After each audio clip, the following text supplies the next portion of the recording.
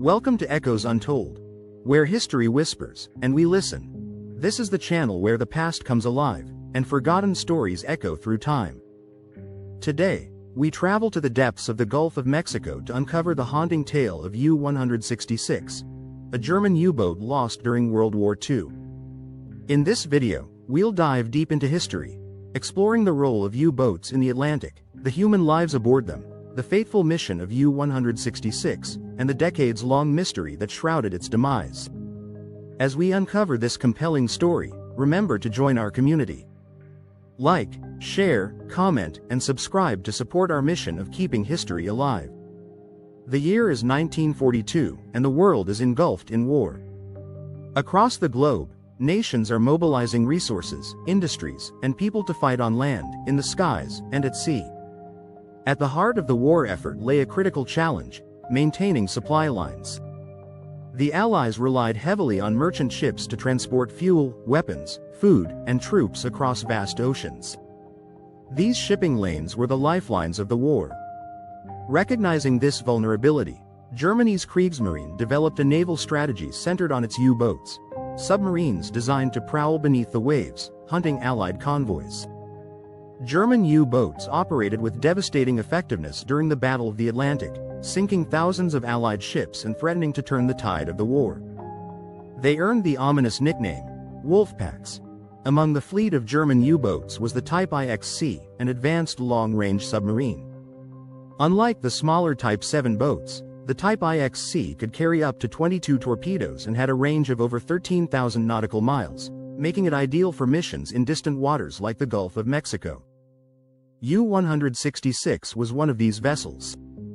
Launched in November 1941 and commissioned in March 1942, it was captained by Hans Gunther Kuhlmann, a young officer determined to prove his mettle. Life aboard a U-boat was not for the faint of heart. These submarines were cramped, damp, and often reeked of diesel fuel. The 52-man crew of U-166 lived in an environment that pushed human endurance to its limits. Daily life consisted of: crew members shared bunks in rotating shifts.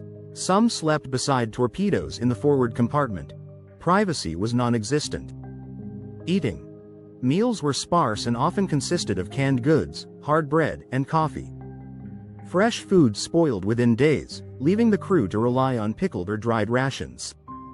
Hygiene. Fresh water was scarce and prioritized for drinking and machinery, leaving little for bathing. Despite these hardships, U-boat crews formed tight bonds. They relied on each other for survival in the dangerous, isolated world beneath the waves. By early 1942, the U.S. had officially entered the war following the attack on Pearl Harbor. The Gulf of Mexico, a region vital to the Allied war effort, suddenly became a target for German U-boats. The Gulf was home to some of the most important oil fields in the world. Tankers departing from ports like Houston and New Orleans carried the fuel that powered Allied planes, tanks, and ships. For Germany, disrupting this supply chain was critical. U-boats began patrolling the Gulf in the spring of 1942, sinking dozens of ships in what became known as the Second Happy Time. This period of unopposed hunting marked one of the most successful phases of the German U-boat campaign.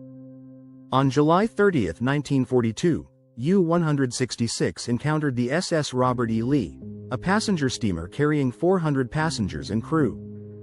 The ship was escorted by PC-566, a U.S. Navy patrol craft equipped with sonar and depth charges. As the steamer neared the mouth of the Mississippi River, U-166 fired a single torpedo. The explosion ripped through the Robert E. Lee's hull, sending passengers scrambling for lifeboats. Within minutes, the ship began to sink. PC-566, commanded by Lieutenant Commander Herbert G. Claudius, responded immediately.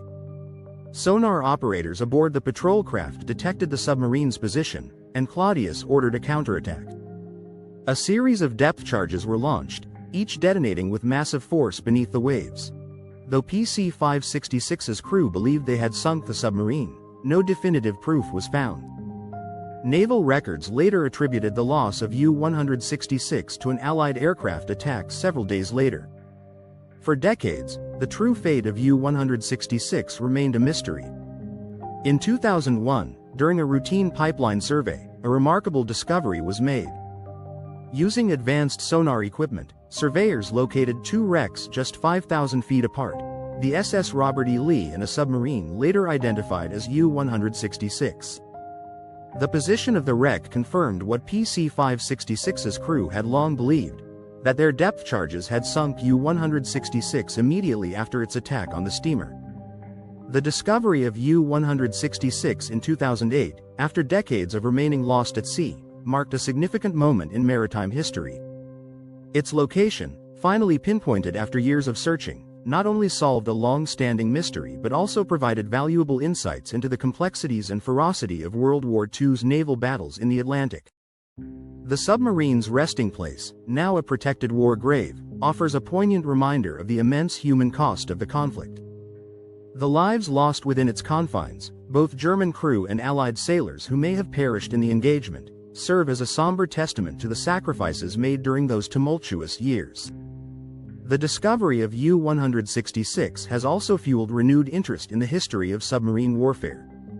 Historians and researchers can now analyze the wreck site to gain a more comprehensive understanding of the technological advancements and tactical strategies employed by both sides during the war.